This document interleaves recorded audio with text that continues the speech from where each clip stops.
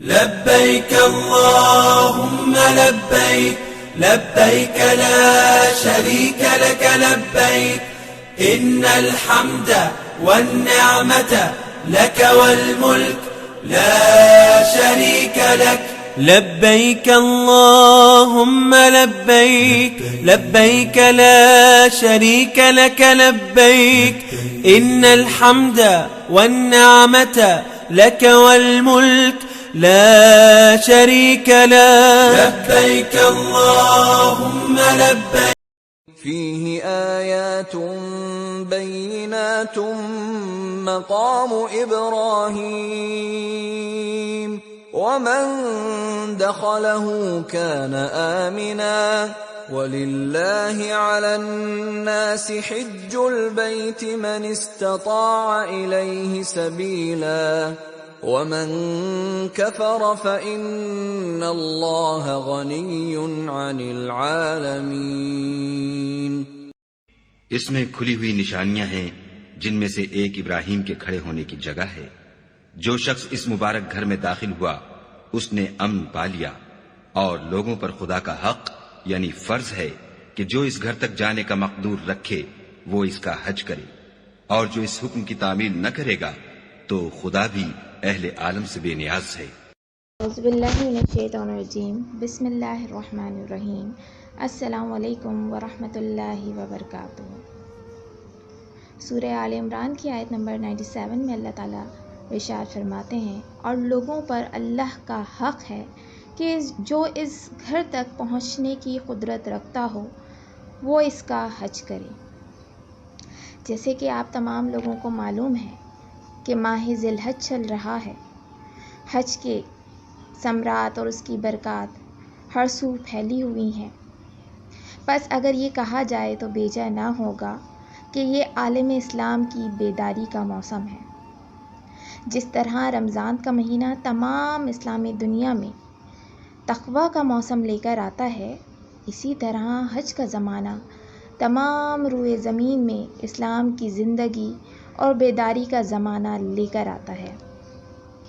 ویسے تو اگر حج کے موضوع پر بات کی جائے تو یہ ایک بہت وسیع موضوع ہے، کیونکہ کسی بھی مذہب میں جن عبادات کے اوپر اسلام کی جو بنیاد ہے وہ قائم ہوئی ہوتی ہے، اس کے اوپر گفتگو کرنا گویا سمندر کو کوزے میں بند کرنے کے مترادف ہوتا ہے۔ ایک بہت بڑا وسیع کینوس آپ کے سامنے ہوتا ہے جس کے اوپر آپ گفتگو کر سکتے ہیں۔ اگر ہم صرف حج ہی کو لے لیں تو اس کے اندر آپ حج کی تاریخ کو بھی دیکھ سکتے ہیں۔ نہ صرف حج کی تاریخ بلکہ فریضہ حج کی اہمیت، اس کے برکات، اس کے ثمرات، سنت ابراہیمی، حج میں کس طرح پہلے بگاڑ موجود تھا، کس طریقے سے اس کو جو ہے وہ امت محمدیہ کے اندر درست شکل کے اندر بیان کیا گیا۔ بہت سارے موضوعات ہیں حج کے حوالے سے جس کے اوپر جو ہے بہت سارا لٹریچر بھی موجود ہے، اخبارات میں بھی جو ہے وہ آپ پڑھ رہے ہوتے ہیں، سوشل میڈیا پر بھی ہم سن رہے ہوتے ہیں۔ تو اگرچہ کہ بہت سارے موضوعات ہیں جن کے اوپر بات چیت ہو چکی ہے، لیکن آج جو ہمارا عنوان ہے وہ حج کے مقاصد اصلیہ پر ہم جو ہے وہ روشنی ڈالنے کی کوشش کریں گے، اس کو ہم جو ہے وہ موضوع بحث بنائیں گے۔ سب سے پہلے ہم آ جاتے ہیں حج کی تعریف کیا ہے۔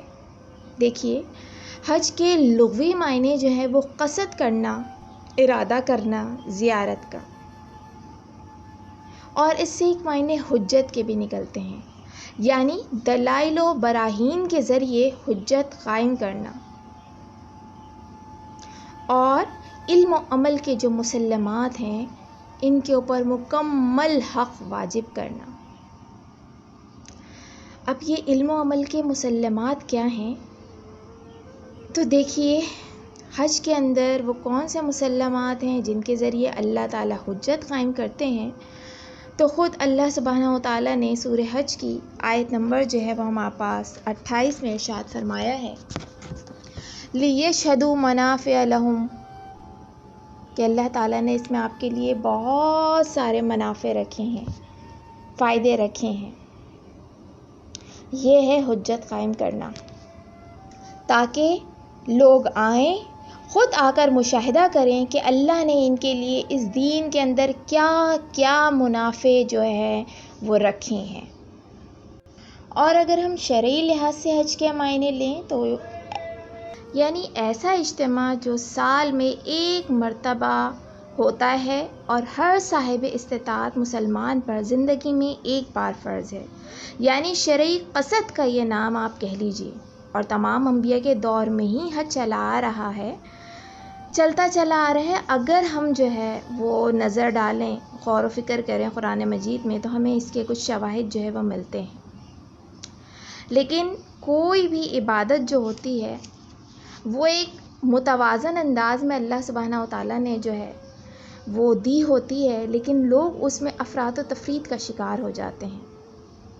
جیسے کچھ لبرل قسم کے لوگ ہوتے ہیں جو لبرلزم کو پھیلانے کے خواہاں ہوتے ہیں، ان کے نزدیک حج جو ہے وہ مکمل طور پر ایک دنیاوی معاملہ ہے۔ دنیاوی معاملہ کس سینس کے اندر؟ اس سینس کے اندر کہ جیسے ایک اقوام متحدہ کا اجلاس آپ کہہ لیجئے، یعنی ان کے نزدیک یہ ایک اجلاس کی حیثیت رکھتا ہے، کانفرنس کی حیثیت رکھتا ہے، جس میں مختلف ممالک کے مندوبین آتے ہیں، شرکت کرتے ہیں، اور جو ہے وہ ایک صدارتی جو ہے وہاں پر ایک خطبہ دیا جاتا ہے، اور اس کے بعد تمام کے تمام مندوبین اپنے اپنے جو ہے وہ ممالک کی طرف واپسی کا سفر اختیار کر لیتے ہیں۔ جبکہ کچھ لوگ جو ہیں وہ بہت زیادہ اس معاملے کے اندر شدت پسند ہوئے کہ انہوں نے بھی جو ہے اس کو حج کو ایک مکمل طور پر ایک روحانی عبادت قرار دے دیا، یعنی مکمل طور پر ٹوٹلی طور پر جو ہے وہ انہوں نے اس کو ایک مذہبی حیثیت دے دی، اور اس کا جو دنیاوی پہلو تھا اسے یکسر انہوں نے کیا کیا، نظر انداز کر دیا۔ جبکہ حج جو ہے یہ دونوں چیزوں کا ایک جامع تصور پیش کرتا ہے، یعنی وہ دینی لحاظ سے بھی جامع ہے اور دنیاوی لحاظ سے بھی جامع ہے۔ مادی اور روحانی دونوں پہلو اس کے اندر موجود ہیں، مکمل طور پر اس کے اندر موجود ہیں۔ یعنی مسلمان جیسے کہ آپ کو پتہ ہے ایک جسد واحد کی طرح ہوتے ہیں، اور یہ حج جو ہوتا ہے اس کا یہ ایک عملی مظاہرہ ہوتا ہے، جس کے اندر نہ صرف دنیاوی مسائل کا حل بھی نکالا جاتا ہے کہ کہاں پر مسلمانوں کو کون کون سی مشکلات اور پریشانیوں کا سامنا کرنا پڑ رہا ہے، کس طریقے سے ان پریشانیوں پر، ان پرابلمس کو ہم اوور کم کر سکتے ہیں، ان کے اوپر ہم قابو پا سکتے ہیں۔ تو یہ جو ہے ایک اجلاس کی حیثیت بھی رکھتا ہے، ایک سوشل گیدرنگ کی حیثیت بھی رکھتا ہے، اور اس کے ساتھ ساتھ اللہ کے ساتھ تعلق کو مضبوط جڑے رہنا، اور اس کے ساتھ ساتھ پوری دنیا کو یہ بتانا کہ مسلمان کوئی معمولی قوم نہیں ہے، ایک جسد واحد کی طرح ہیں، چاہے دنیا کے وہ کسی بھی خطے میں رہتے ہوں۔ تو ان تمام باتوں کو ہمیں سامنے رکھنا ہے۔ جب ہم نے ان باتوں کو پس پش ڈال دیا اور نظر انداز کر دیا تو اس کا نتیجہ کیا نکلا کہ لاکھوں کا مجموعہ آج جمع ہونے کے باوجود وہ صرف ایک ہجوم ہی ہوتا ہے۔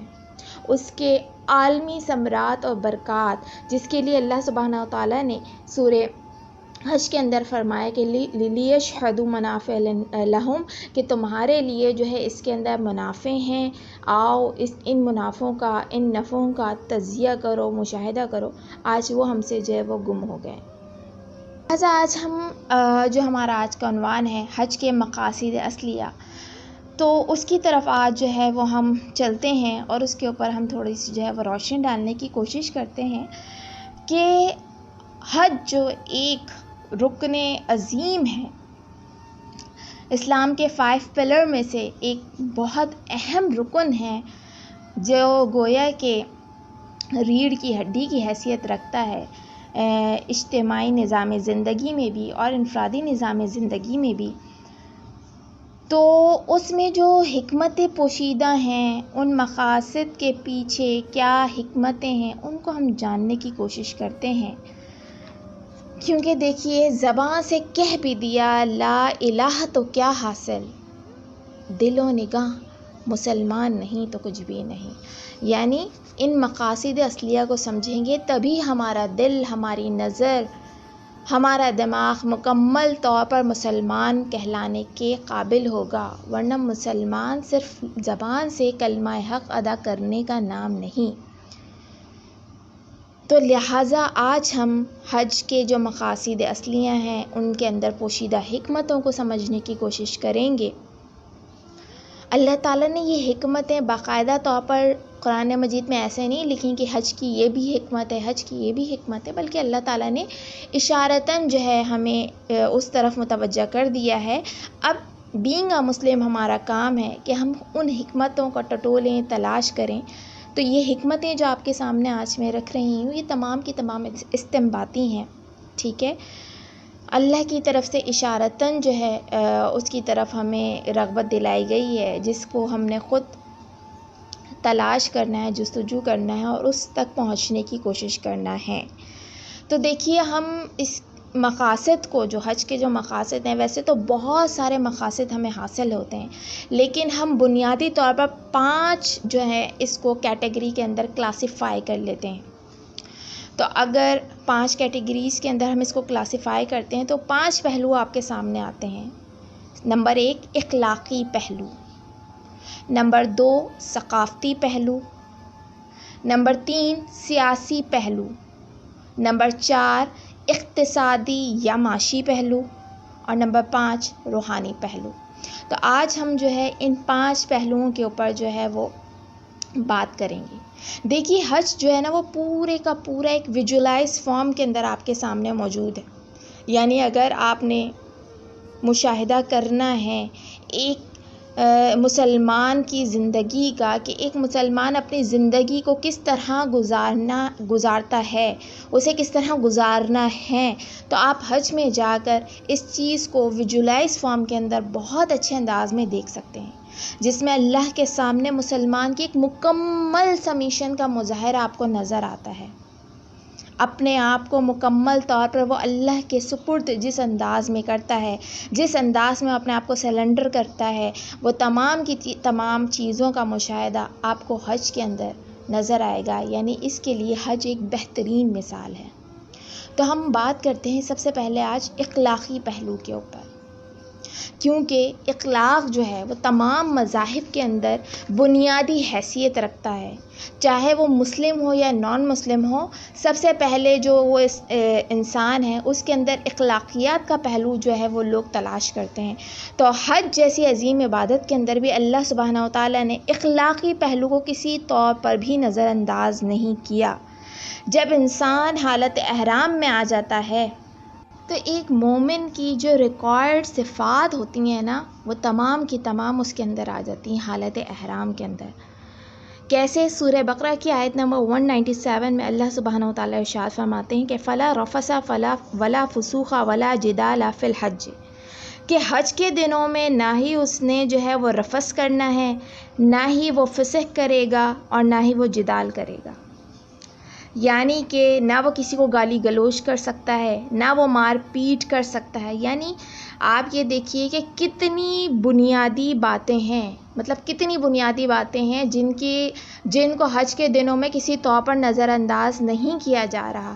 ان کو بھی اہمیت دی جا رہی ہے کہ چھوٹی سی چھوٹی آپس میں ایک دوسرے کے ساتھ جو ہے وہ مار پیٹ تو بہت دور کی بات ہے، گالی گلوچ بھی آپ نے نہیں کرنی۔ اور خود حدیث مبارکہ میں بھی ہمارے لیے ارشاد ہے کہ ایک مسلمان دوسرے مسلمان کی زبان اور ہاتھ سے محفوظ رہے گا، تبھی وہ جو ہے وہ پکا مسلمان کہلائے گا، کامل مسلمان کہلائے گا۔ یہ حدیث مبارکہ کا مفہوم ہے کہ اپنی زبان اور اپنی ہاتھ سے وہ کسی دوسرے مسلمان کو ایذا نہیں پہنچاتا۔ تو نہ صرف مسلمان کو بلکہ کسی بھی انسان کو وہ نقصان پہنچانے کا متحمل نہیں ہو سکتا۔ تو حج کے دنوں میں آپ دیکھیے کہ ایک گالی گلوچ، مار پیٹ، ان تمام چیزوں سے انسان کو روک دیا گیا، مکمل طور پر بینڈ کر دیا گیا کہ کسی طور پر بھی آپ نے ان باؤنڈریز کو کراس نہیں کرنا۔ اور تیسری چیز کیا کہ اپنی بیوی کے ساتھ رفث بھی آپ نے نہیں کرنا۔ حالانکہ آپ کی بیوی آپ کے لیے جائز ہے، آپ اس کے ساتھ تمام معاملات کر سکتے ہیں، لیکن حالت احرام کے اندر اس پر بھی پابندی لگا دی گئی۔ کیوں لگا دی گئی؟ کہ آپ کو وہاں سے اسٹارٹنگ سے ہی اپنی نفس کی تربیت کرنا ہے. اس کے لیے آپ کو پریپیئر کرنا شروع کر دیا گیا ہے کہ اپنی نفسانی خواہشات پر بھی انسان کو قابو رکھنا ہے، اپنی زبان پر بھی، اپنے ہاتھ پیر پر بھی، اپنے دل اور دماغ پر بھی، ہر طریقے سے آپ نے کیا کرنا ہے؟ قابو رکھنا ہے. اب اندازہ لگائیے کہ اخلاقیات کی کتنی بلند ترین سطح پر جو ہے وہ آپ کو پہنچایا جا رہا ہے. اخلاقی تربیت کا کتنا بہترین مظاہرہ جو ہے وہ آپ کے سامنے کیا جا رہا ہے کہ آپ مطلب انسان کی عقل دنگ رہ جائے یہاں آ کر کہ لاکھوں کا اجتماع اپنی ذات میں خود ایک سب سے بڑا معجزہ ہے، ایک معجزے سے کم نہیں ہے. پھر اس کے ساتھ ساتھ ان لاکھوں کے مجموعے کے اندر ہر طرح کے سے آپ کو جو ہے وہ پابندیوں کا احترام بھی کرنا ہے. پھر آپ دیکھیے سیکنڈ نمبر پر اخلاقی لحاظ سے بھی کہ اتنے بڑے مجموعے کے لیے رہائش کا انتظام کرنا، ان کے کھانے پینے ضیافت کا انتظام کرنا، ان کے ٹرانسپورٹ کا انتظام کرنا، واش روم کا انتظام کرنا، وضو کا انتظام کرنا، ہر چیز کا ایک منظم اور ایک پراپر چینل آپ کو یہ چیزیں نظر آ رہی ہوں گی، ان کا انتظام ہوتا ہے. کوئی دھکم پیلی نہیں ہوگی، کوئی توڑ تاڑ، کوئی چھینا جھپٹی نہیں ہوگی، بلکہ ہر ایک کی زبان پر صرف اور صرف ایک ہی نعرہ ہوگا، اور وہ نعرہ ہوگا لبیک اللہم لبیک. کوئی جھگڑا نہیں، کوئی آپس میں گالی گلوچ نہیں. ورنہ اگر آپ اپنے گھر کے اندر بھی ذرا چھوٹی سی کوئی تقریب رکھ لینا تو اس میں کتنا زیادہ مس مینجمنٹ کبھی کبھی ہو جاتا ہے، کتنے زیادہ آپ کو الرٹ رہنا پڑتا ہے اس چھوٹی سی تقریب کو آرگنائزڈ کرنے کے لیے. تو وہ جو آگے اللہ تعالیٰ نے کہا نا کہ لیشہدوا منافع لہم، تو اس کا ذکر کرو. تو یعنی کہ ایک اخلاقی پہلو بھی جو ہے اس زمن کے اندر آ جاتا ہے کہ دیکھو، آؤ مشاہدہ کرو کہ کس طریقے سے لاکھوں کا مجموعہ ہونے کے باوجود کتنی زیادہ آرگنائزڈ فارم کے اندر اخلاق کی بلند سطح پر رہتے ہوئے ایک دوسرے کے ساتھ جو ہے وہ مناسک حج ادا کر رہے ہیں. یعنی اخلاقی لحاظ سے بھی پوری دنیا کو ایک بہترین میسج جو ہے اس کے ذریعے دیا جا رہا ہے. اور ایک انگریز نے بڑا خوبصورت مشاہدہ جو ہے وہ کیا تھا. عموماً جو ہے آپ ان نان مسلمس کے جو ہے وہ ہسٹری ضرور پڑھیں جنہوں نے اسلام کی برکات، ان کے ثمرات، اس قرآن مجید کو جو ہے وہ مطالعہ کیا، یا کوئی ایسا ٹرننگ پوائنٹ آیا جنہوں نے ان کی زندگیوں کو بدل دیا اور وہ دائرہ اسلام میں داخل ہو گئے. تو بڑا موٹیویشن آپ کو اس سے ملتا ہے کہ کتنا انفلوئنس ہوا ان کی زندگی میں ان چیزوں کا. تو ایک انگریز نے حج کا مشاہدہ کر کے لکھا تھا کہ غیر مسلموں کو اگر پتہ چل جائے کہ حج کے اندر کیا کیا چیزیں اللہ نے مسلمانوں کے لیے رکھی ہیں تو دنیا کی کوئی قوم ان مسلمانوں کو زیر دست رکھنے کی جرت نہ کر سکے. اور اگر مسلمانوں کو پتہ چل جائے کہ ان کا حج کیا ہے تو پھر کہیں پر بھی مسلمان کمزور نہیں رہ سکتے. یہ دیکھیے کتنا شاندار مشاہدہ اور تجزیہ جو ہے وہ ایک انگریز نے حج کے حوالے سے کیا اور جو ہے ان خیالات کا اظہار کیا. تو حج جو ہے اخلاقی لحاظ سے اپنے بلند ترین سطح کے اوپر انسان کی تربیت کا ایک اعلیٰ نمونہ، ایک اعلیٰ مثال پیش کرتا ہے. پھر دوسرے پہلو پر اگر ہم آتے ہیں، دوسرا پہلو ہے ثقافتی پہلو، ٹریڈیشنل، کلچرل. ابھی ہم دیکھتے ہیں ساری دنیا کے اسلامی ممالک کی طرف کہ آپ دیکھ لیجئے کہ مختلف دنیا کے حصوں میں جو ہے وہ اسلامی ممالک موجود ہیں جہاں پر ہمارے مسلمان بھائی موجود ہیں. لیکن آج جو ہے، آج تو ترقی یافتہ دور ہے، لیکن پہلے کے زمانے کی اگر ہم بات کریں تو ایک ملک کے، ایک جگہ کے لوگ دوسری جگہ کے، دوسرے ممالک کے لوگوں کو جانتے نہیں ہیں بائی فیس. ان کی ثقافت سے، ان کی ٹریڈیشن سے، ان کے کلچر سے، ان کی رہن سہن، طور طریقے، ان کی زبان، ان کا کھانا پینا، رسم و رواج، ان تمام چیزوں سے ناواقف ہوتے تھے کیونکہ اتنے وسائل تو میسر نہیں تھے کہ وہ جاتے اور پوری دنیا کو وزٹ کرتے، گھومتے، سفر کرتے پوری دنیا کا اور وہاں کے لوگوں سے آشنا ہوتے. آج کے زمانے کی بات نہیں کر رہی ہوں میں، آج کے زمانے میں تو جدید ٹیکنالوجی کا دور ہے تو ایسا لگتا ہے کہ یہ باتیں بڑی جو ہیں وہ مطلب اثر انداز ہونے والی نہیں ہیں. تو یاد رکھیے ٹیکنالوجی بھی ہمیشہ زندہ نہیں رہنی، ہمیشہ جو ہے وہ قائم نہیں رہنی. آج جدید ٹیکنالوجی ہے، لیکن آپ دیکھیے آہستہ آہستہ ہمارے ریسورسز ختم ہوتے جا رہے ہیں. آج پیٹرول کا حال دیکھ لیجئے، گیس کا حال دیکھ لیجئے، بجلی کا حال دیکھ لیجئے، تمام ذخائر جو ہیں وہ اختتام کی طرف ہیں. تو دنیا جو ہے وہ واپس اپنی اصل پر ہی واپس آنی ہے. تو ان تمام جدید ٹیکنالوجیز کو اگر ہم ایک سائڈ میں رکھ کر دیکھیں تو جب ہم کہتے ہیں کہ مسلمان ایک جسم واحد کی طرح ہیں، تو پھر ہم تو ایک دوسرے کو جان ہی نہیں پا رہے، دیکھ ہی نہیں پا رہے مختلف ممالک کے لوگوں کو.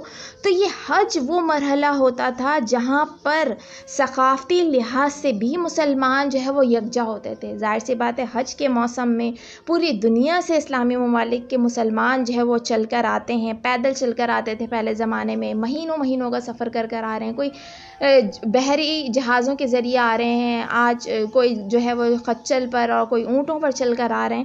تو ہر لحاظ سے مختلف جگہوں سے لوگ آتے تھے، مختلف ثقافتوں کا وہاں میل ملاپ ہوتا تھا، ایک دوسرے کے رسم و رواج کو بھی وہ جانتے تھے، ایک دوسرے کی ثقافت سے ہم آہنگ ہوتے تھے. تو حج وہ ایک موقع ہوتا تھا جہاں پر ایک دوسرے سے ہم مکمل طور پر روشناس ہو کر ایک ثقافتی بندھن میں بن جاتے تھے. پھر ہمیں پتہ چلتا ہے کہ ہاں ہمارے اس جگہ کے مسلمان بھائی اس طریقے سے زندگیاں گزار رہے ہیں، وہاں پر ان کو ان مسائل کا سامنا ہے، یا ان کو وہاں پر یہ سہولیات میسر ہیں، یا وہاں پر وہ اسلام کے ان اصولوں پر اس طریقے سے عمل پیرا ہو رہے ہیں. تو بہت کچھ سیکھنے کو، ایک دوسرے کو سکھانے کو. ظاہر سی بات ہے مختلف ثقافتوں کا جب آپس میں میل ملاپ ہوتا ہے تو بڑا ہی خوبصورت امتزاج انسان کے سامنے آتا ہے. تو پوری دنیا سے ملنے کا آپ کو آج بھی اگر آپ چلے جائیں، ایٹ لیسٹ جب میں عمرے پر گئی ہوں تو مجھے بہت اچھا یہ جو ہے تجربہ ہوا کہ وہاں یمن سے بھی لوگ آئے ہوئے ہیں، حبشہ سے بھی آئے ہوئے ہیں، ملائیشیا سے، انڈونیشیا سے، مطلب مختلف ممالک سے لوگ آئے ہوئے ہیں. ان کے ہمیں ٹریڈیشن کو دیکھنے کا موقع ملتا تھا کہ کس طریقے سے، ظاہر سی بات ہے انسان جب جاتے تو ایک ایک چیز باہر نوٹ کرتا ہے کہ کس طریقے سے وہ اٹھتے بیٹھتے ہیں، آپس میں ان کا تکلم کس انداز میں ہوتا ہے، کھانے پینے کا ان کا کیا طریقہ کار ہے. بہت سارے لوگوں کو میں نے وہاں پر دیکھا کہ وہ کچی سبزیوں کے ساتھ جو ہے وہ روٹی کھا رہے ہیں. تو مطلب اور بہت اچھے مزہ لے کر وہ اس کھانے کو جو ہے وہ لطف اندوز ہو رہے ہوتے تھے. تو مختلف چیزوں کو سیکھنے کا آپ کو موقع ملتا ہے، ایک دوسرے کی زبان سے ہم ناواقف ہوتے ہیں، اس کے باوجود ہم اپنے جذبات کا اظہار ایک دوسرے کے ساتھ بڑے اچھے انداز میں کر رہے ہوتے ہیں. تو یہ چیزیں بہت ساری آپ کو وہاں پر سیکھنے کو مل رہی ہوتی تھیں. ایک ثقافتی پہلو جو تھا وہ حج کے ذریعے حاصل ہو رہا ہوتا تھا، جو بڑی اہمیت کا حامل تھا اس زمانے میں بھی اور ہر زمانے میں بھی. پھر تیسرے پہلو پر اگر ہم روشنی ڈالیں تو تیسرا پہلو ہمارا ہے سیاسی پہلو. اس پہلو کو بھی ہم نے ابھی تک مؤثر انداز میں استعمال نہیں کیا. کیوں؟ کیونکہ حج ایک طرح تو مختلف اقوام کا اجلاس بھی ہوتا ہے، ٹھیک ہے نا، کیونکہ میں نے جیسا کہ بتایا ہے کہ یہ ایک اجلاس بھی ہے کہ وہاں پر ہر قوم کا ایک نمائندہ موجود ہوتا ہے. بلکہ حضرت عمر فاروق رضی اللہ تعالیٰ عنہ کے زمانے تک بھی اور مختلف خلفائے راشدین کے زمانے تک بھی باقاعدہ طور پر جو ہے وہ خلیفہ خود جو ہے وہ جاتے تھے، یا وہ امیر بنا کر جو ہے وہ لشکر کے ساتھ بھیجا کرتے تھے جو اس حصے کی یا اپنے علاقے کی یا اپنے ملک کو جو ہے وہ ریپرزینٹ کرتے تھے. تو عالمی سطح پر مسائل کے حل کے لیے ایک بیسٹ پلیٹ فارم تھا جہاں پر جا کر تمام جو سفیر ہوتے تھے یا جو امیر ہوتے تھے وہ باقاعدہ طور پر وہاں بیٹھتے تھے، آپس میں جو ہے وہ باقاعدہ اجلاس منعقد ہوتا تھا، تمام مسائل سامنے رکھے جاتے تھے.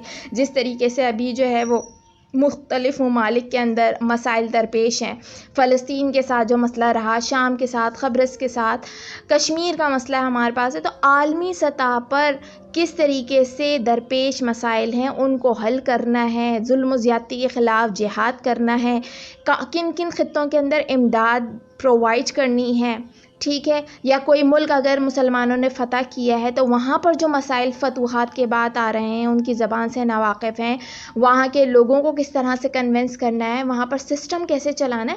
یہ تمام چیزیں جو ہیں یہ ایک عالمی پلیٹ فارم کی حیثیت رکھتا تھا جہاں پر آ کر ان تمام چیزوں کو سورٹ آؤٹ کیا جاتا تھا. لیکن بدقسمتی سے ہم اس پلیٹ فارم کو بھی ابھی تک ان مقاصد کے لیے استعمال نہیں کر سکے ہیں، جبکہ ایک بہت ویلڈ پلیٹ فارم ہے کہ یہاں پر اگر مسائل طے کیے جائیں اور باقاعدہ طور پر منصوبہ بندی کی جائے کہ آگے ہمارے کیا ہدف ہوں گے، کن اہداف کو مد نظر رکھتے ہوئے اسلامی ممالک جو ہے وہ کام کریں گے. آپس میں اگر وہ جو ہے وہ ٹریڈ کے معاملات کریں، لین دین کے معاملات کریں، اقتصادیات کو ترقی دیں، معاشیات کو ترقی دیں، اخلاقیات کو ترقی دیں. بہت سارے ایسی چیزیں ہیں، ایسے مراحل ہیں جو وہاں بیٹھ کر ہم طے کر سکتے ہیں، پوری دنیا کو بتا سکتے ہیں کہ ہم جو ہیں وہ کتنے زیادہ منظم ہیں، کتنے زیادہ یکجان ہیں، ہم کتنے زیادہ سالڈ ہیں.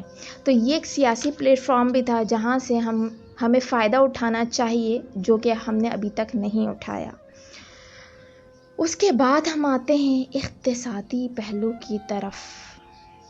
بہت اہم پوائنٹ، بہت زیادہ اہم پوائنٹ، کیونکہ آپ کو پتہ ہے کہ کسی بھی معاشرے کے اندر جو معاشی پہلو ہوتا ہے، جو وہاں کی اکانومی ہوتی ہے، وہ ریڑھ کی ہڈی کی حیثیت رکھتی ہے، جس کے اوپر پوری سوسائٹی بیس کر رہی ہوتی ہے. اگر وہ سوسائٹی میں اکانومیکلی طور پر ڈاؤن فال آ جائے تو پوری سوسائٹی جو ہے وہ کولیپس ہو جاتی ہے.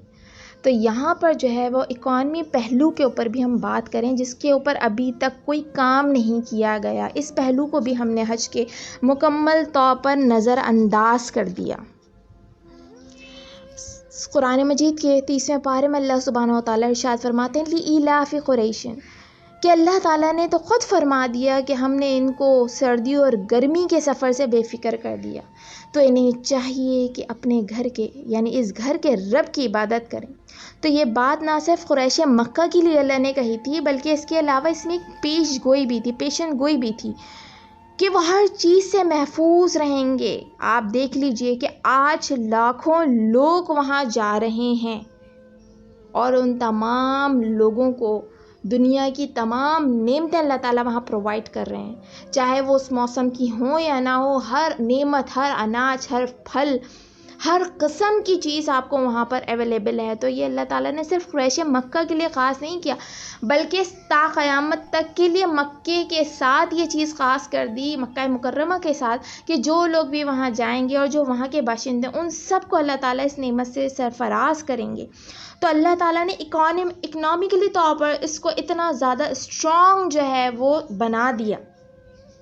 اب آج آپ دیکھ لیجئے کہ لاکھوں لوگ جا رہے ہیں وہاں پر. ہوٹلنگ کتنی زیادہ اس وقت چل رہی کہ ہوٹلز کا استعمال وہ کر رہے ہیں، وہاں جا رہے ہیں، وہ شاپنگز کر رہے ہیں، وہ کھانا پینا وہاں پر کر رہے ہیں، ڈائننگز ہو رہی ہیں وہاں پر. پھر ٹرانسپورٹیشن کو اگر آپ دیکھ لیجئے تو ٹرانسپورٹ استعمال ہو رہا ہے.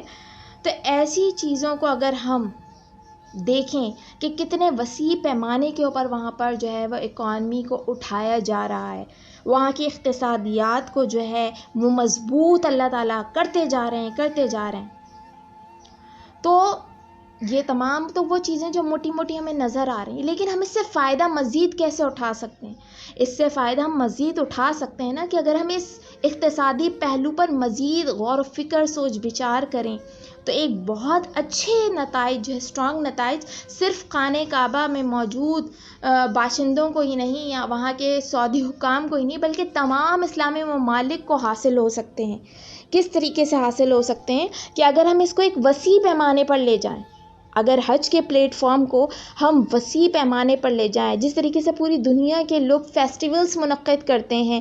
آپ نے دیکھا ہوگا کہ خانہ کعبہ میں بھی مشرکین عرب کے زمانے میں، قریش مکہ کے زمانے میں بھی باقاعدہ طور پر حج کے موسم میں جو ہے وہ میلے لگائے جاتے تھے. عکاظہ کا میلہ بہت مشہور آپ نے سنا بھی ہوگا کہ میلے لگائے جاتے تھے جہاں پر لوگ اپنی جو ہے وہ ثقافت کو، تجارت کو جو ہے وہ فروغ دیتے تھے. تو بالکل آج بھی ہم اسی طریقے سے یہ کام کر سکتے ہیں کیونکہ اللہ سبحانہ و تعالیٰ نے اس پر پابندی نہیں لگائی ہے. اللہ نے تو صاف کہا ہے کہ لیس علیکم جناح ان تبتغوا فضلا من ربکم، کہ تم پر کچھ گناہ نہیں ہے کہ اگر حج کے دنوں میں تم اپنے لیے وہاں سے پروردگار سے روزی طلب کرو. تو آپ پر کوئی گناہ نہیں ہے کہ وہاں پر جا کر ہم یہ سمجھ لیں، بلکہ یہ تو زمانے جاہلیت کے کام تھے کہ وہ یہ سمجھتے تھے کہ جی ہمیں تو جو ہے وہ خود ساختہ انہوں نے اپنے اوپر پابندیاں لگائی تھیں کہ ہم جب حج کے لیے جائیں تو کوئی سامان ہم لے کر نہ جائیں، یہ تو ہم اللہ کے گھر مہمان جا رہے ہیں، وہ خود ہی اپنا جو ہے وہ ہمارے لیے بندوبست کر دے گی، یہ ساری وہ باتیں تھیں۔ لیکن اللہ تعالیٰ نے تو واضح طور پر اس جاہلانہ رسم کا جو ہے وہ خاتمہ کیا، اور اللہ نے واضح طور پر کہا کہ اگر آپ وہاں جا کر عبادت کے ساتھ ساتھ اگر تجارت کا بھی معاملہ کرنا چاہیں، اللہ سے طلب کرنا چاہیں تو کوئی حرج نہیں ہے۔ تو ہمیں اس پہلو، اس اینگل کو بھی تو لینا چاہیے نا، کہ ہم اس طریقے سے، جس طریقے سے پاکستان میں آج ہمارا ایکسپو سینٹر موجود ہے جہاں پر پوری دنیا کے مختلف ممالک آتے ہیں، اپنی چیزوں کو ریپرزینٹ کرتے ہیں، اگر حج کے موقع پر بھی جو ہے بڑے پیمانے پر مختلف ممالک اس طرح کی یہاں پر کوئی ایگزیبیشن جو ہے سعودی حکومت ارینج کرے، اور وہاں پر جو ہے مختلف ممالک کے لوگ آ کر اپنے اپنی چیزوں کو، اپنی ثقافت کو، اپنی اسکلز کو، اپنی پروڈکٹس کو یہاں پر جو ہے متعارف کروائیں، تو کتنے بڑے پیمانے پر یہاں سے ٹریڈ جو ہے وہ شروع ہو سکتی ہے، کتنے بڑے پیمانے پر تجارت شروع ہوتی ہے، اور مسلمان ممالک معاشی طور پر کتنے زیادہ اسٹرانگ اور مستحکم ہو جائیں گے، تجارتی روابط آپ کے بڑھیں گے۔ تو یہ کام سفیروں کو کرنا چاہیے، جو مختلف ممالک کے سفیر ہوتے ہیں۔ تو سعودی عرب میں بھی جو مختلف ممالک کے سفیر موجود ہیں، انہیں چاہیے کہ اپنی جو اسکلز ہیں، اپنے ممالک کی جو ڈیولپمنٹس ہیں، جو پروڈکٹس ہیں، ان کو یہاں پر لائیں، یہاں پر لا کر جو ہے ریپرزینٹ کریں، اور جو ہے اس کے بعد یہاں سے جو ہے وہ ہماری اکانومی کو، اسلامی ممالک کی اکانومی کو کیا کریں، اسٹرانگ کرتے چلے جائیں۔ لیکن بدقسمتی سے آج وہاں پر یہ کام تو ہو رہا ہے کہ وہاں پروڈکٹس اویلیبل ہیں، لیکن وہ تمام کی تمام پروڈکٹس کس کے ہیں؟ یہودیوں کی پروڈکٹس اویلیبل ہیں۔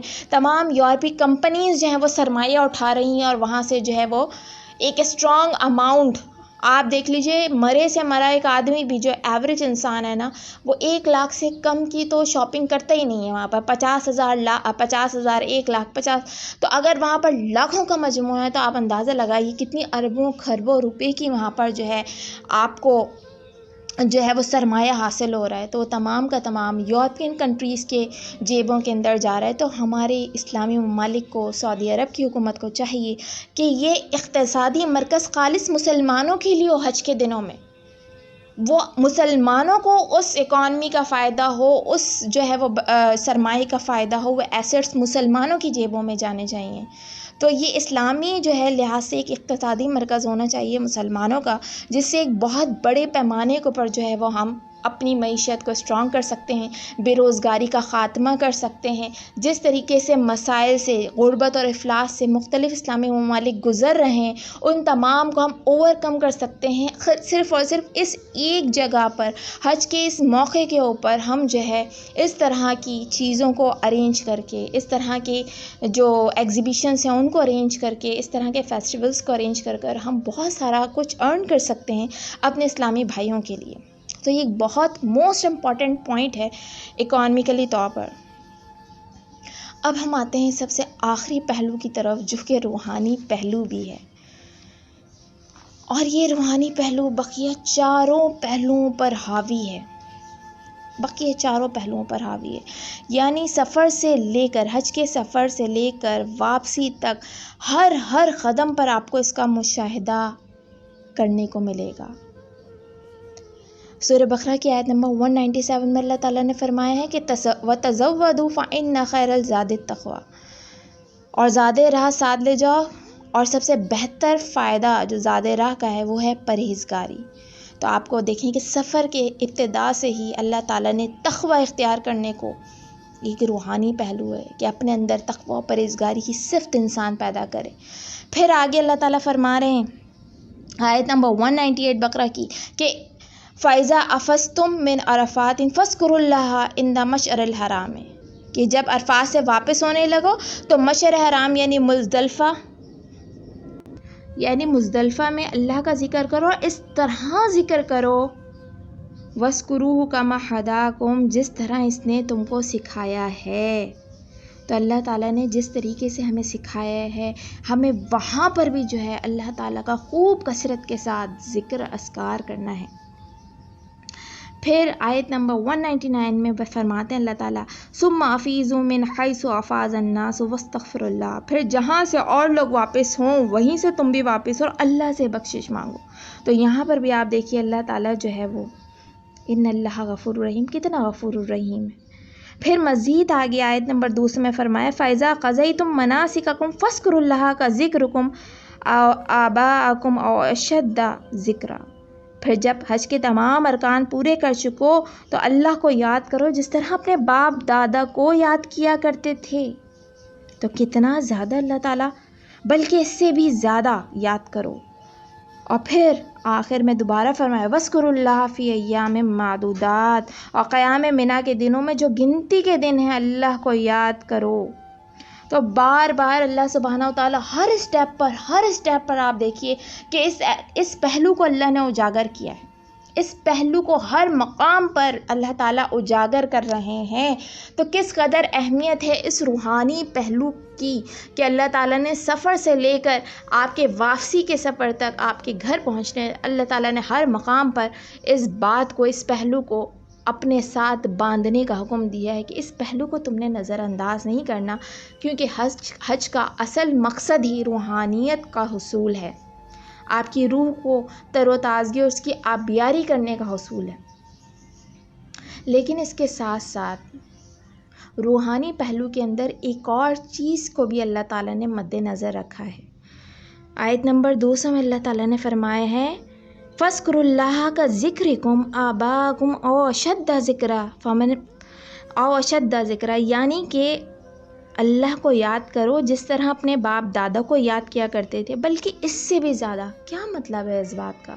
ذرا سا ہم اس بات پر غور کریں تو در حقیقت یہاں پر بیان کیا جا رہا ہے مشرکانہ عقائد کی اصلاح کا، کہ آپ یہ دیکھیے کہ یہ تمام اسٹیپس میں آپ کو اللہ کی بڑائی بیان کرنی ہے، لیکن خصوصی طور پر اگر آیت نمبر 200 پر آپ نظر ڈالیں تو یہاں پر کہا کہ ذکرکم آباءکم، اپنے آباء و اجداد کی تو کوئی بھی تسبیح بیان نہیں کرتا، تو پھر یہاں پر آباء و اجداد سے کیوں اللہ تعالیٰ نے مشابہ کیا، کیوں اللہ نے تشبیہ دی؟ تو کہنے کا مقصد یہاں پر یہ ہے کہ ایک تو تسبیح وہ ہے جو لبیک اللہم لبیک ہم کہہ رہے ہیں، لیکن یہاں پر ایک اور چیز کو بھی اللہ نے مد نظر، جو اصل ہے اس روحانی پہلو کی، کہ مشرکانہ عقائد سے اپنے آپ کو آپ نے بچانا ہے۔ وہ مشرکانہ عقائد کیا ہیں؟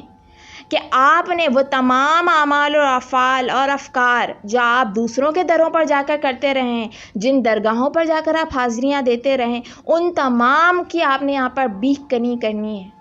جس طریقے سے آپ بیٹھ کر اپنے اولیاء اور اپنے تمام بڑے بڑے بزرگوں کے شانوں میں قصیدے پڑھتے رہیں، ان کے مزاروں پر جا کر قوالیاں ناچتے اور گاتے رہے ہیں، ان کے لیے جو ہے وہ قصیدے پڑھتے رہیں، ان تمام کو ترک کر کے آپ نے آج کیا کرنا ہے؟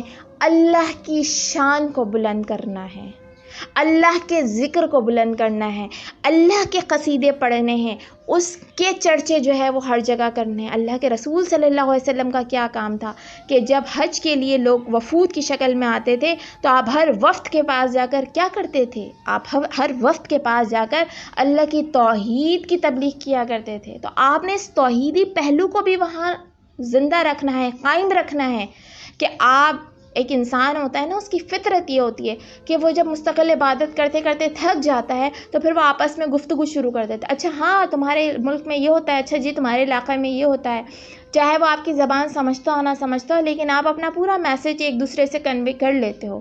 تو اللہ کہہ رہے ہیں کہ وہاں پر یہ سب کچھ نہیں کرنا، وہاں پر بھی آپ نے ان فارغ اوقات کے اندر بھی آپ نے اللہ کی توحید کے واقعات کو بیان کرنا ہے، آپ کن کن مراحل سے گزرے ان کو آپ بیان کریں۔ اللہ تعالیٰ نے توحید کے جو قصے قرآن مجید میں بیان کیے ہیں، جو انبیاء کرام کے ساتھ جو حالات اور واقعات گزرے، ان کو آپ وہاں بیان کریں، تاکہ آپ کے اندر ایک جوش و جذبہ بیدار رہے، یا آپ کے اندر انہینس کرتا ہے آپ کی انرجی کو، آپ کی انرجیز کو پازیٹیو ویز کے اندر لے کر جاتا ہے۔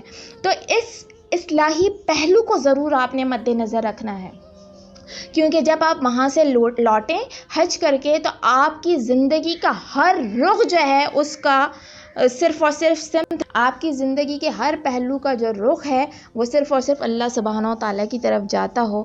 جیسا کہ شاعر نے کیا خوب کہا ہے، ہمیشہ سے اسلام تھا جس پہ نازا، وہ دولت بھی کھو بیٹھے آخر مسلمان۔ یہ شاعر نے کیوں کہا؟ اس لیے کہا کہ مسلمان تو ہم ہیں بہت شوق کے ساتھ، لیکن اسلام کو جن روایات پر، جن عقائد کے اوپر ناز تھا، مسلمانوں نے وہ دولت ہی گوا دی. تو ہم نے اپنے عقائد، اپنے رسومات، اپنے دین، اپنے شاعر، ان سب کو فراموش کر دیا ہے. تو حج جو ہے وہ ان تمام چیزوں کے بیداری کا جو ہے وہ ایک موقع آپ کو دیتا ہے. تو ہمیں اس پہلو کو لازمی مد نظر رکھنا چاہیے.